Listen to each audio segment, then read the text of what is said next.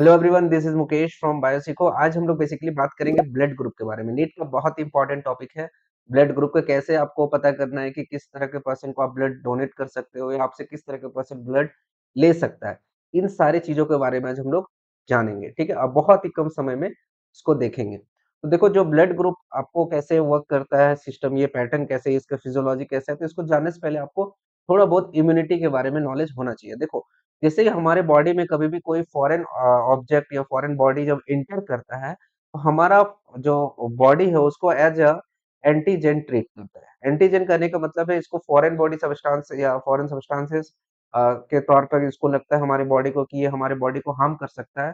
इस तरह के जो सब्सटेंसेस होते हैं या इस तरह के जो मटेरियल्स होते हैं उसको हम लोग एंटीजन बोलते हैं। और इसके अगेंस्ट में क्या होता है, हमारा बॉडी जो होता है वो एंटीबॉडी प्रोड्यूस करता है। ये एंटीबॉडी का काम क्या होता है कि जो भी फॉरेन मटेरियल हमारे बॉडी में एंटर किया, जो भी एंटीजन हमारे बॉडी में एंटर किया है, उसको काउंटरएक्ट करे और उसको किल करे या बॉडी से एलिमिनेट करे। ठीक है? कोई भी सब्सटेंस जो हमारे बॉडी का हिस्सा नहीं है, हमारे बॉडी के सेल्स कभी उसको देखे नहीं है, इम्यून सेल्स, उस तरह का सब्सटेंसेस जब हमारे बॉडी में एंटर करता है, उस सब्सटेंसेस को हमारा बॉडी का जो इम्यून सिस्टम है, वो as a foreign body treat करता है, एज़ अ एंटीजन ट्रीट करता है। और उसके काउंटरएक्ट में हमारा बॉडी जो होता है आपका एंटीबॉडीज प्रोड्यूस करता है। उसी एंटीबॉडीज फिर क्या करते हैं, उस एंटीजन को डिस्ट्रॉय करते हैं और हमारे बॉडी से एलिमिनेट करते हैं। ठीक है? अब यही कॉन्सेप्ट का यूज होता है आपका ब्लड ग्रुप में। देखो, ब्लड ग्रुप में बेसिकली क्या होता है आपका कि मान लो चार तरह के जो मेनली ह्यूमन में ब्लड ग्रुप है, that is O, A, B और ए बी। ये चार ब्लड ग्रुप्स हमारे ह्यूमन बींग्स में पाए जाते हैं। ठीक है? अब देखो, जो ब्लड ग्रुप होता है, हर ब्लड ग्रुप में या कुछ ब्लड ग्रुप्स जो ऐसे हैं, वो कुछ पर्सन्स को डोनेट कर सकते हैं। कोई ब्लड ग्रुप ऐसा पर्सन होता है जो सबसे ब्लड ले भी सकता है। तो ये सारे फैक्टर कैसे हो रहे हैं ये हम लोग समझते हैं। देखो, ये जो ब्लड ग्रुप ओ है, इसके ऊपर किसी भी तरह का एंटीजन नहीं पाया जाता है। लेकिन ब्लड ग्रुप ए की बात करें तो इसके ऊपर एंटीजन होता है। बी की बात करें तो इसके भी ऊपर एंटीजन होता है। एबी की बात करें तो इसके ऊपर भी एंटीजन होता है। मतलब कि एक ये आरबीसी का मेम्ब्रेन है, ये आपका जो राउंड स्ट्रक्चर है that is membrane of RBC. ये रेड ब्लड सेल्स का मेम्ब्रेन है। तो इस मेम्ब्रेन के ऊपर एक सब्सटेंसेस ऐसा बाइंड किया हुआ रहता है जिसको हम लोग बोलते हैं एंटीजन। ये एंटीजन हर एक ब्लड ग्रुप का अपना-अपना होता है। ओ के पास किसी भी तरह का एंटीजन प्रेजेंट नहीं होता है। वैसे पर्सन जिसका ब्लड ग्रुप ए होता है उसके आरबीसी के ऊपर आपका जो एंटीजन प्रेजेंट रहता है दैट इज एंटीजन ए। तो जिस ब्लड ग्रुप का सेल है वही एंटीजन उसमें मिलेगा। मतलब इसमें कौन सा एंटीजन होगा, दैट इज एंटीजन ए। ठीक है? बी की बात करें तो ये बी का ब्लड आपका आरबीसी का मेम्ब्रेन है और इसके ऊपर कौन सा एंटीजन होगा, दैट इज एंटीजन बी। ये ब्लड ग्रुप ए बी, वैसे पर्सन जिसका ब्लड ग्रुप ए बी है उसके ऊपर कैसे एंटीजन होगा, उसमें ए भी होगा और बी भी होगा। ठीक है? सिंपल सा बात है कि जो आपका आरबीसी का मेम्ब्रेन है, ये आपका आरबीसी का मेम्ब्रेन है। इसके मेम्ब्रेन के ऊपर एक सब्सटेंसेस बाइंडेड रहता है हर पर्सन के अलग-अलग जो ब्लड ग्रुप रहते हैं उन सारों में। एक्सेप्ट ओ, जो ओ पर्सन के वैसे पर्सन जिसका ब्लड ग्रुप ओ होता है उसमें किसी भी तरह का एंटीजन बाइंडेड नहीं रहता है। वैसे पर्सन जिसका ब्लड ग्रुप ए है, उस तरह के पर्सन के ऊपर एंटीजन ए बाइंड रहता है। उस तरह का पर्सन जिसका ब्लड ग्रुप बी है, उसके सर पे बी एंटीजन बाइंडेड रहता है। और ए बी ब्लड ग्रुप वाले पर्सन के ऊपर आरबीसी के मेम्ब्रेन के ऊपर एंटीजन ए भी रहता है और एंटीजन बी भी रहता है। अब देखो क्या होता है कि ये आरबीसी जब किसी नए बॉडी में जाता है जहाँ पे ये वाला एंटीजन उसके बॉडी ने कभी फेस नहीं किया है, तो वो क्या करता है, हमारे बॉडी उसके अगेंस्ट में एंटीबॉडीज प्रोड्यूस करता है। क्योंकि हमारा बॉडी इम्यून सिस्टम को लगता है कि ये फॉरेन बॉडीज है, तो उसको काउंटरएक्ट करने के लिए क्या करता है कि इम्यून सेल्स प्रोड्यूस करता है बीटा सेल्स के थ्रू, सॉरी बीटा सेल्स मैंने कह दिया, बी सेल्स के थ्रू। टी सेल्स बी सेल्स होते हैं, तो बी सेल्स क्या करते हैं, आपके बी सेल्स में प्लाज्मा सेल्स जो होते हैं वो एंटीबॉडी प्रोड्यूस करते हैं और वो फिर इसको फर्दर काउंटरएक्ट करते हैं। अभी तक का जो लेखा-जोखा यही है कि ब्लड ग्रुप ओ वाले पर्सन के ऊपर कोई एंटीजन नहीं रहता है। ब्लड ग्रुप ए वाले पर्सन के सर पे एंटीजन ए रहता है। ब्लड ग्रुप बी वाले पर्सन के ऊपर एंटीजन बी रहता है। और वैसे पर्सन जिसका ब्लड ग्रुप ए बी है उसके सर के ऊपर एंटीजन ए और बी रहता है। अब देखो, ब्लड ग्रुप ओ वाले पर्सन जिसका ब्लड ग्रुप ओ है, उस तरह का पर्सन में बताओ कोई भी तरह का एंटीजन है नहीं। कोई भी तरह का एंटीजन है नहीं, मतलब उसके अगेंस्ट में कोई तरह का सिस्टम है नहीं जो उसको काउंटरएक्ट करे। Antigen of blood group A वाले पर्सन जिसका एंटीजन ए है, अब उसी बॉडी में उसका एंटीजन ए रह रहा है, मतलब उसके अगेंस्ट में तो एंटीजन ए रह नहीं सकता है, ठीक है? रह सकता है। अब मान लो कि एक आपके एंटीजन ए है आपके आरबीसी के मेम्ब्रेन पे, वो आपका एंटीबॉडी का अपोनेंट है, दोनों एंटागोनिस्ट है एक दूसरे के, तो दोनों साथ में तो कभी नहीं रह सकते हैं। तो जिस पर्सन का ब्लड ग्रुप ए है, उसके सर पे एंटीजन ए होगा, मतलब एंटीबॉडी ए कभी उस सेल्स में प्रेजेंट नहीं होंगे। ब्लड ग्रुप बी वाले पर्सन उसके सर पे एंटीजन बी है, मतलब उसके अगेंस्ट में एंटीबॉडी जो बी होता है उस पर्सन के बॉडी में नहीं होगा, क्योंकि अगर एंटीबॉडी उस तरह के पर्सन में प्रेजेंट होगा, देन ये फिर आपका एंटीजन जो बी है आरबीसी के मेम्ब्रेन पर रह ही नहीं पाएगा, क्योंकि इम्यून सेल उसको डिस्ट्रॉय कर देगा। तो ब्लड ग्रुप बी वाले पर्सन के बॉडी में कभी भी एंटीबॉडी बी नहीं रहेगा, क्योंकि उसके आरबीसी के मेम्ब्रेन पे एंटीबॉडी ए है। तो बात करते हैं वैसे पर्सन जिसका ब्लड ग्रुप ए बी है, उसके सर पे एंटीजन ए भी है और एंटीजन बी भी है। अब दोनों एंटीजन होने के कारण दोनों है, तो अब दोनों के दोनों एंटीजन ए भी है और बी भी है, तो उस तरह के पर्सन के बॉडी में तो कभी दोनों एंटीबॉडी रहेगा नहीं, क्योंकि अगर दोनों एंटीबॉडी ए और बी रहता तो क्या करता वो उसके अगेंस्ट में एंटीबॉडीज प्रोड्यूस करता हमारा बॉडी, और एंटीबॉडी भी ए बी क्या करता, एंटीजन ए और बी जो आरबीसी के मेम्ब्रेन के ऊपर प्रेजेंट है उसको डिस्ट्रॉय कर देता। तो इससे आपका पर्सन जो आरबीसी का है वो तो डिस्ट्रक्ट हो जाता है, फिर पर्सन का डेथ भी हो सकता था, ठीक है? तो ब्लड ग्रुप ओ वाले पर्सन के बॉडी में आरबीसी के मेम्ब्रेन के ऊपर कोई एंटीजन नहीं है, कोई एंटीजन नहीं है, मतलब कि बाकी जितने भी एंटीजेंस है ब्लड ग्रुप के, वो सारे के एंटीजेंस के एंटीबॉडी इसके प्रेजेंट होगा, मतलब कि दो ही तो एंटीजन है, एंटीजन ए और एंटीजन बी। एंटीजन ए भी प्रेजेंट नहीं है ओ में, एंटीजन बी भी प्रेजेंट नहीं है, मतलब कि इसमें एंटीबॉडी ए होगा और एंटीबॉडी बी होगा। अगर इसमें एंटीजन ए और एंटीजन बी रहता, तो दोनों रहता तो एंटीबॉडी ए बी दोनों में से कोई प्रोड्यूस नहीं होता, क्योंकि सेम जगह दोनों ओपोनेंट रह नहीं सकते हैं। तो यहाँ पे कोई भी तरह का एंटीजन नहीं है, इसीलिए यहाँ पे एंटीबॉडी ए भी प्रेजेंट होगा और एंटीबॉडी बी। तो ऐसा पर्सन जिसका ब्लड ग्रुप ओ है, उसके आरबीसी के मेम्ब्रेन पे किसी भी तरह का एंटीजन प्रेजेंट नहीं होगा, और एंटीजन नहीं होने के कारण उसमें एंटीबॉडी ए भी मिलेगा और एंटीबॉडी बी भी मिलेगा। अब बात करते हैं वैसे पर्सन जिसका ब्लड ग्रुप ए है। अब ब्लड ग्रुप ए वाले पर्सन के ऊपर क्या है, आरबीसी के मेम्ब्रेन के ऊपर एंटीजन ए है, मतलब उसमें एंटीबॉडी बी नहीं होगा। एंटीबॉडी बी नहीं होगा तो सॉरी एंटीजन ए है तो एंटीबॉडी ए नहीं होगा, तो एंटीबॉडी ए नहीं होगा तो फिर क्या हो सकता है, एंटीबॉडी बी।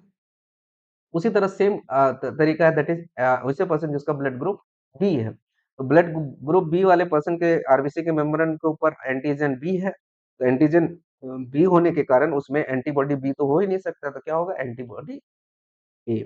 और वैसा पर्सन जिसका ब्लड ग्रुप ए बी है, उसके ऊपर एंटीजन ए है और एंटीजन बी दोनों है, मतलब इसमें से दोनों में से कोई भी एंटीबॉडी उसमें नहीं होगा, क्योंकि दोनों एंटागोनिस्ट है एक दूसरे का, दोनों साथ में कभी रह नहीं सकते, ठीक है?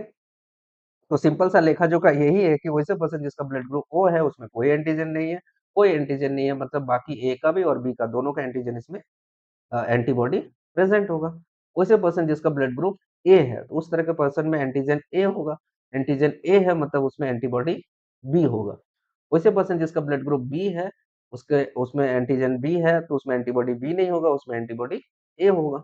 और वैसे पर्सन जिसका ब्लड ग्रुप ए बी दोनों है, दैट इज ए बी होता है ना, ए बी पॉजिटिव नेगेटिव, कैसे नेगेटिव पॉजिटिव होता है हम लोग आगे देखेंगे। तो ए बी है मतलब उसमें एंटीबॉडी ए बी नहीं होगा, तो दो ही तो एंटीजन है, ए और बी, मतलब इसमें किसी भी तरह का एंटीबॉडी नहीं होगा। अब देखो कैसे ये हम लोग जो ब्लड डोनेट करते हैं, कौन पर्सन कैसे किसको डोनेट कर सकता है या किससे रिसीव करता है, ये इसी के क्राइटेरिया पे होता है। मान लो ऐसा पर्सन जिसका ब्लड ग्रुप ओ है मतलब इसमें किसी तरह का एंटीजन नहीं है, किसी तरह का एंटीजन नहीं है मतलब इसमें एंटीबॉडी दोनों होगा। तो ओ वाले पर्सन किसको ब्लड डोनेट कर सकते हैं? ओ को। ओ वाले पर्सन किसको ब्लड डोनेट कर सकते हैं? ए को। तो ओ वाले पर्सन किसको डोनेट कर सकते हैं? ए को। क्यों कर सकते हैं? क्योंकि ओ के पास किसी भी तरह का एंटीजन नहीं है।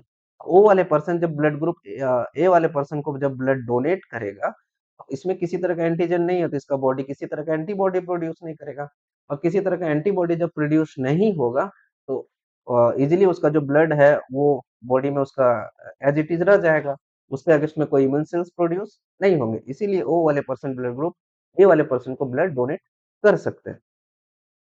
बात करें ओ वाले बी को कैसे देंगे, ओ ब्लड ग्रुप ओ वाले पर्सन के पास कोई एंटीजन नहीं है, बी वाले के पास एंटीजन बी है और एंटीबॉडी ए है, मतलब ये एंटी वैसे पर्सन जिसका ब्लड ग्रुप ए होगा वही एंटीबॉडी ए उस पे अटैक करेगा, लेकिन ब्लड ग्रुप ओ के पास कोई एंटीजन नहीं होने के कारण जब इसका ब्लड हम लोग बी वाले को डोनेट करेंगे, तो डोनेट करने के कारण इसका जो एंटीबॉडी है वो इनइफेक्टिव होगा और इसका ब्लड एज इट इज उसके बॉडी में रह जाएगा। अब बात करते हैं एबी, एबी में भी सेम चीज़ है, इसमें कोई एंटीजन नहीं है तो इसका बॉडी भी कोई एंटीबॉडी प्रोड्यूस नहीं करेगा। तो ओ वाले एबी को भी दे सकता है। ओ वाले पर्सन वैसे वाले पर्सन जिसका ब्लड ग्रुप ओ है, वो ओ को भी ब्लड डोनेट कर सकता है, ए को भी डोनेट कर सकता है, बी को भी डोनेट कर सकता है, एबी को भी डोनेट कर सकता है। क्यों? क्योंकि ओ वाले पर्सन के पास किसी भी तरह का एंटीजन नहीं है और उसके अगेंस्ट में कभी भी उसका बॉडी एंटीबॉडी प्रोड्यूस नहीं करेगा। इसीलिए ओ वाले पर्सन को हम लोग बोलते हैं जिसका ब्लड ग्रुप ओ होता है, उसको हम लोग बोलते हैं यूनिवर्सल डोनर। ठीक है। अब बात करते हैं ए वाले किसको दे सकते हैं। देखो वैसे पर्सन जिसका ब्लड ग्रुप ए है, ब्लड ग्रुप ए है मतलब वो उसके बॉडी में आरबीसी के मेम्ब्रेन पे एंटीजन ए है, तो मान लो ए वाला जब ए को डोनेट करेगा, उसके बॉडी में एंटीबॉडी बी है, एंटीबॉडी एंटीजन ए को नुकसान कब है, जब एंटीबॉडी ए उस पे काउंटर एक्ट करेगा, लेकिन इस पे एंटीबॉडी बी है, एंटीबॉडी बी होने के कारण ए वाले ए को दे सकता है, क्योंकि ए वाले को तभी इफेक्ट करेगा जब एंटीबॉडी ए रहेगा, लेकिन यहाँ एंटीबॉडी ए है नहीं। अब बात करते हैं ए वाले किसको दे सकते हैं, दैट इज ए बी को। ए बी को क्यों दे सकते हैं, देखो एंटीजन ए है, ठीक है, इसमें एंटीजन ए ऑलरेडी मौजूद है, तो इसका बॉडी को लगेगा सिमिलर काइंड ऑफ सब्सटेंसेस है, सिमिलर काइंड ऑफ मटेरियल है, तो इसके अगेंस्ट में इसमें तो एंटीबॉडी बना ही नहीं। एंटीबॉडी जब एंटीजन के अगेंस्ट में एंटीबॉडी बना ही नहीं है, तो एंटीबॉडी जब रहेगा ही नहीं, तो उसके अगेंस्ट में कभी भी उस सेल्स को इफेक्ट नहीं करेगा, तो आरबीसी के मेम्ब्रेन आरबीसी जो भी ब्लड के थ्रू आरबीसी जाएगा वो सारे एज इट इज रह जाएगा। मतलब ए पर्सन वाले ब्लड ग्रुप जो रहते हैं वो ए को भी डोनेट कर सकते हैं और ए बी को भी डोनेट कर सकते हैं। बी को क्यों नहीं करेंगे, क्योंकि एंटीजन ए वाले पर्सन के पास कौन सा एंटीबॉडी है, बी। तो जब एंटीजन बी वाले ब्लड ग्रुप वाले जब ब्लड डोनेट करेंगे ए को, इसके अगेंस्ट में एंटीबॉडी ए बी प्रोड्यूस हो जाएगा, एंटीबॉडी बी प्रोड्यूस हो जाएगा तो उसके आरबीसी के मेम्ब्रेन को डिस्ट्रैक्ट कर देगा। इसीलिए ए वाले पर्सन सिर्फ ए को डोनेट कर सकते हैं और ए बी को। सिमिलर काइंड है बी वाले का भी। बी वाले के पास कौन सा एंटीजन है, बी, और इसमें कौन सा एंटीबॉडी है, ए। ठीक है, क्योंकि दोनों सेम सेम तो रहेगा नहीं, इसीलिए दोनों एंटीजन बी है तो उसके अगेंस्ट में एंटीजन एंटीबॉडी ए है। ठीक है, तो बी वाले किसको दे सकते हैं, बी को। इतना सिमिलर काइंड दे सकते हैं क्योंकि उसमें भी एंटीजन बी रहेगा, इसमें भी एंटीजन बी है, उसके अगेंस्ट में एंटीबॉडी प्रोड्यूस नहीं होगा। ए बी की बात करें तो ए बी वाला में क्या होता है, इसमें एंटीजन ए भी है और एंटीजन बी भी है, और बी के पास कौन सा एंटीजन है, बी। तो इसमें ए बी है और इसमें बी है, सिमिलर काइंड ऑफ एंटीजन है, तो बॉडी इसके अगेंस्ट में एंटीबॉडी प्रोड्यूस नहीं करेगा, इसका मतलब बी पर्सन जिसका ब्लड ग्रुप बी है वो ए बी को भी डोनेट कर सकता है। ठीक है, तो बात करते हैं एबी वाले किसको ब्लड डोनेट कर सकते हैं। तो एबी वाले किसको देंगे, सिर्फ और सिर्फ एबी को देंगे, क्योंकि एबी वाले अगर ओ को देते हैं तो इसके पास दोनों एंटीजन है और इसके अगेंस्ट में ब्लड ग्रुप ओ वाले के पास दो एंटीबॉडी है, तो इसका जो भी आरबीसी के मेम्ब्रेन है उसको डिस्टर्ब कर देगा। ए और बी को बात करें, जब ब्लड ग्रुप ए वाले पर्सन को जब ब्लड डोनेट करेगा, एंटीजन ए, ये तो ये देखा है ब्लड ग्रुप ए वाले आरबीसी, लेकिन एंटीजन बी तो इसके बॉडी में नहीं है, तो इसके अगेंस्ट में क्या करेगा ब्लड ग्रुप ए वाला पर्सन, एंटीबॉडी रिलीज करेगा और इसका आरबीसी के मेम्ब्रेन को या आरबीसी को डिस्ट्रैक्ट कॉज करेगा, इसीलिए ए को डोनेट नहीं कर सकता है। बी को क्यों नहीं कर सकता है, क्योंकि बी भी तो सिमिलर है, लेकिन ए वाला जो एंटीजन है वो बी कभी नहीं देखा है, इसीलिए इसके अगेंस्ट में क्या प्रोड्यूस कर देगा, एंटीबॉडी ए। इसीलिए जो ए बी वाले वैसे पर्सन जिसका ब्लड ग्रुप ए बी है, वो सबसे ब्लड ले सकता है, लेकिन ब्लड दे किसको सकता है, तो दैट इज सिर्फ और सिर्फ ए बी को, क्योंकि दोनों पर्सन में सेम एंटीजन है तो एंटीबॉडी तो प्रोड्यूस होगा नहीं। इसीलिए ब्लड ग्रुप ए बी वाले पर्सन को हम लोग क्या बोलते हैं, दैट इज यूनिवर्सल डोनर। क्या बोलते हैं, सॉरी, यूनिवर्सल एक्सेप्टर। ओ वाले पर्सन सिर्फ ओ को दे सकते हैं, ए को दे सकते हैं, बी को दे सकते हैं और ए बी को दे सकते हैं। ए वाले पर्सन ए को दे सकते हैं, ए बी को दे सकते हैं, बी वाले पर्सन बी को दे सकते हैं और ए बी को दे सकते हैं। और ए वैसा पर्सन जिसका ब्लड ग्रुप ए बी है वो सिर्फ और सिर्फ ए बी को दे सकता है। इसीलिए मतलब कि कहने का मतलब है कि जो वैसा पर्सन जिसका ब्लड ग्रुप ओ है वो सबको ब्लड डोनेट कर सकता है, और ए बी वैसे पर्सन जिसका ब्लड ग्रुप ए बी है वो सबसे ब्लड ले सकता है। इसीलिए ओ ब्लड ग्रुप वाले पर्सन को हम लोग यूनिवर्सल डोनर कहते हैं, और ए बी ब्लड ग्रुप वाले पर्सन को हम लोग यूनिवर्सल एक्सेप्टर कहते हैं। अब हम लोग देखते हैं कि कैसे ये डिसाइड होता है कि किसी पर्सन का जो ब्लड ग्रुप है वो पॉजिटिव कब होगा और नेगेटिव कब होगा। इसके लिए हम लोग अभी बताए थे जैसे कि इसमें दो है, एक है आपका एबीओ, तो एबीओ तो सिस्टम ये था। अब ये जो प्लस माइनस का डिसीजन होता है that is due to Rh factor. ये किसके कारण होता है? Rh factor. कैसे होता है देखते हैं, देखो। ये जो इसका जो आरएच ये वाला जो थिंग है that is RH blood group वाला, ये जो होता है मेनली सिमिलर होता है that is rhesus monkey. Rhesus monkey जो होता है उससे ये सिमिलर काइंड होता है, इसीलिए बोलते हैं that is RH for rhesus monkey. तो similar to one present in rhesus monkey. जो रेसस मंकी होते हैं उसमें भी सिमिलर काइंड ऑफ फैक्टर देखने को मिलता है। 80% जो आबादी है ह्यूमन बीइंग का वो होता है आरएच पॉजिटिव, मतलब कि 80% पॉपुलेशन का जो ब्लड ग्रुप होगा दैट इज पॉजिटिव, बाकी जो 20% होता है उसका नेगेटिव होता है। इसीलिए नेगेटिव ब्लड वाले पर्सन को हम लोग रेयरर बोलते हैं, और जो 80% पॉजिटिव वाले जो होते हैं वो मैक्सिमम होते हैं। तो पॉजिटिव वाला अगर बात करें तो वो सबसे ज्यादा होता है दैट इज 80%, और जो नेगेटिव पर्सन जिसका ब्लड ग्रुप नेगेटिव होता है वो जनरली होता है आपका 20%। ठीक है। तो पॉजिटिव ब्लड ग्रुप में आपका पॉजिटिव और नेगेटिव डिसाइड किसके द्वारा होता है? That is RH blood group के द्वारा, जो कि सिमिलर होता है दैट इज आपका रेसस मंकी की तरह। और आपका 80% ह्यूमन जो होता है वो आरएच पॉजिटिव होता है। अब देखो आरएच इनकम्पेटिबिलिटी एक वर्ड आता है जिसमें हम लोग को एक केस पढ़ना रहता है दैट इज इराथ्रोब्लास्टोसिस फोइटिलिस। इराथ्रोब्लास्टोसिस फोइटिलिस, ठीक है। इराथ्रो मीन्स हो गया आरबीसी, ब्लास्टोसिस मीन्स ब्लास्ट, और फोइटिलिस मीन्स fetal स्टेज।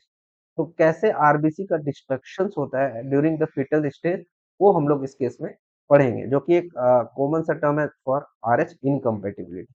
इसमें देखो क्या होता है कि मान लो एक मदर है जिसका ब्लड ग्रुप नेगेटिव है, आरएच नेगेटिव है, कोई भी मदर है जिसका ब्लड ग्रुप नेगेटिव है, और फादर जो होगा उसका ब्लड ग्रुप पॉजिटिव है। मतलब मेरा किसी से अगर मान लो शादी हुआ तो मेरा ब्लड ग्रुप अगर पॉजिटिव है तो मेरे वाइफ का ब्लड ग्रुप नेगेटिव होगा। मतलब जो फीमेल है उसका नेगेटिव, फादर का पॉजिटिव। अब दोनों के बीच जब रिप्रोडक्शन प्रोसेस होता है तो चाइल्ड का जब बर्थ होगा, तो अगर चाइल्ड पॉजिटिव है आरएच पॉजिटिव, मतलब मदर आरएच नेगेटिव है और child RH father RH positive है, तो मदर के नेगेटिव और फादर के पॉजिटिव।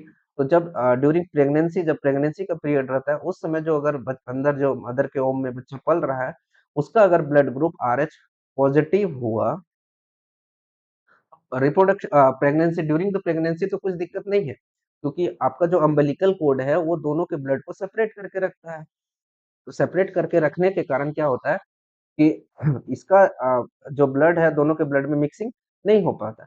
लेकिन ड्यूरिंग द जब डिलीवरी के वक्त होता है कि जब बच्चे को वहां से निकाला जाता है, जब चाइल्ड का बर्थ होता है, एट दैट टाइम अगर थोड़ा सा भी ब्लड अगर बच्चे से मिक्स हो जाता है, देन फिर वहां पे आपका सीवियर कंडीशंस अराइज हो सकता है, क्योंकि मदर का जो ब्लड ग्रुप है आरएच नेगेटिव है, चाइल्ड का ब्लड ग्रुप क्या है? That is positive. नेगेटिव और पॉजिटिव हो जाने के कारण जब बच्चा का ब्लड, ये बेबी का ब्लड है, जब इसका ब्लड मदर्स के ब्लड में निकलेगा तो ये मदर्स का ब्लड क्या करेगा? इम्यून सिस्टम इसको as a foreign body treat करेगा। फॉरेन बॉडी ट्रीट करने के अगेंस्ट में क्या करेगा? मदर्स का जो इम्यून सिस्टम है वो इसके अगेंस्ट में एंटीबॉडी प्रोड्यूस करना स्टार्ट कर देगा। एंटीबॉडी क्या करेगा? इस ये जो ब्लड आया उसको डिस्ट्रक्शन कॉज करेगा, क्योंकि उसको लगेगा कि ये फॉरेन बॉडी है। फर्स्ट चाइल्ड में तो कोई तरह का दिक्कत नहीं होता है। क्यों नहीं होता है? क्योंकि उस समय अम्बिलिकल कोड उसको ऑलरेडी सेपरेट किया हुआ रहता है, और जब जो एंटीबॉडी है ब्लड का जो मिक्सिंग वो एट टाइम होता है जब बेबी का वहां से डिलीवरी होता है, या बेबी जब वहां से मदर के होम से बाहर आता है, चाइल्ड का जब बर्थ होता है, तो जब बर्थ ऑलरेडी बच्चा वहां से बाहर आ जाता है उसके बाद मिक्सिंग होता है, तो दिक्कत बच्चे में उस समय नहीं होती। लेकिन उसका जो एंटीबॉडी है वो मदर्स के होम में पहले से बॉडी में बन गया होता है, क्योंकि ब्लड आरएच पॉजिटिव वाला ब्लड मदर्स के ब्लड में जाके मिल गया। अब क्या होता है कि जब मदर फिर से प्रेग्नेंट होती है second time during the pregnancy, उस समय क्या होता है उस समय क्या होता है कि अगर बच्चा आरएच पॉजिटिव है, फिर से मान लो अगर बच्चा आरएच पॉजिटिव है, ब्लड ग्रुप पॉजिटिव वाला है, क्या होता है कि मदर्स के वomb में पहले से आरएच पॉजिटिव के अगेंस्ट में क्या बना हुआ है? एंटीबॉडी। आरएच पॉजिटिव ब्लड के अगेंस्ट में एंटीबॉडी बना हुआ है और एंटीबॉडी बहुत ही स्मॉल साइज का होता है। ये कहीं से भी थोड़ा-सा भी स्पेस मिले तो ये एंटर कर जाता है। ये क्या करता है मदर्स के ब्लड से एंटर कर जाता है कहाँ? बेबी के ब्लड में। बेबी के ब्लड में एंटर कर जाने के कारण क्या होता है कि बेबी का जो आरबीसी है उसको डिस्ट्रक्शंस कॉज़ करना स्टार्ट कर देता है। इस केस में क्या होता है कि हो सकता है चाइल्ड का डेथ भी हो जाए और हो सकता है कि मान लो किसी तरह से सर्वाइवल कर भी गया, देन जब बच्चा का जन्म होता है, तो एट ड्यूरिंग दैट टाइम क्या होता है कि जो बच्चा होता है उसको बहुत सारा डिजीज़ के थ्रू गुज़रना पड़ता है, जैसे जॉन्डिस ये सब के थ्रू गुज़रना पड़ता है, रेगुलर फीवर वगैरह आना होगा, कोल्ड होने लगेगा, तो ये सारे केसेस होते हैं।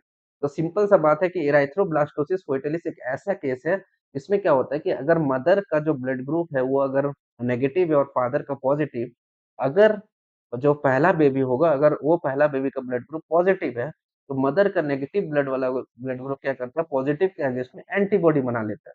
तो फर्स्ट चाइल्ड में कोई दिक्कत नहीं होता है, लेकिन सेकंड चाइल्ड में क्या होता है, अगर फिर से बच्चा का ब्लड ग्रुप पॉजिटिव है, तो मदर्स का जो ब्लड में जो एंटीबॉडी बना था, पॉजिटिव ब्लड ग्रुप के अगेंस्ट में, वो धीरे-धीरे, धीरे-धीरे एंटर कर जाता है थ्रू अम्बिलिकल कॉर्ड के थ्रू आपका कहाँ, ओम में और मदर्स ओम के थ्रू कहाँ चला जाता है, चाइल्ड में थ्रू अम्बिलिकल कोड और चाइल्ड में जाने के बाद क्या करता है जो चाइल्ड का जो आरबीसी होता है उसके स्ट्रक्चर्स को उसके सब कुछ को डिस्ट्रक्शन कॉज करने लग जाता है जिसके कारण बच्चा का डेथ भी हो सकता है अगर बच्चा सरवाइव कर भी गया देन आफ्टर डिलीवरी क्या होता है कि बच्चों को जॉन्डिस वगैरह ये सब सीवियर बीमारी होना स्टार्ट हो जाता है तो ये केस है दैट इज इरेथ्रोब्लास्टिस फोइटलिस ठीक है इसमें पहला बेबी में तो कोई तरह का दिक्कत नहीं होता है, लेकिन सेकंड बेबी में दिक्कतें आती है। इस तरह के इसमें डॉक्टर्स सलाह देते हैं कि बेसिकली आप एक चाइल्ड करके रुक जाओ। अगर दूसरे चाइल्ड करना चाहते हो तो इसके रिलेटेड बहुत सारे रेडीमेड एंटीबॉडीज़ भी मिलते हैं जो इस तरह के प्रोसेस को डिसरप्ट करता है या फिर इसको स्टॉप करता है। तो फिर डॉक्टर इसको आगे के प्रोसेस को कैरी आउट करने के लिए सलाह देता है। तो this condition is known as blastosis fetalis जिसमें पहला बच्चा को सर्वाइव कर जाता है लेकिन सेकंड बच्चा को हार्म होने का चांसेस इंक्रीज हो जाता है। तो ये था आपका आरबीसी सॉरी ब्लड ग्रुप के बारे में। तो this is all about blood group जो कि आपके नीट पॉइंट ऑफ व्यू से बहुत ही इम्पोर्टेंट है। कैसे ब्लड का ट्रांसफ्यूजन होता है, कौन से पर्सन इसको ब्लड डोनेट कर सकते हैं, कौन तरह का पर्सन किससे ब्लड ले सकते हैं और जो हम लोग लोकली में देखते हैं कि फर्स्ट चाइल्ड डेथ हो जाता है, सेकंड चाइल्ड फिर फर्स्ट चाइल्ड सर्वाइव कर जाता है, सेकंड चाइल्ड किसी पर्सन पेरेंट्स का डेथ कर जाता है या फिर जो बच्चा बहुत ही वीक जन्म लेता है तो this all are due to erythroblastosis fetalis and this is the condition related to RH incompatibility तो आज के लिए बस इतना ही मिलते हैं अगली क्लास में तब तक के लिए goodbye thank you take care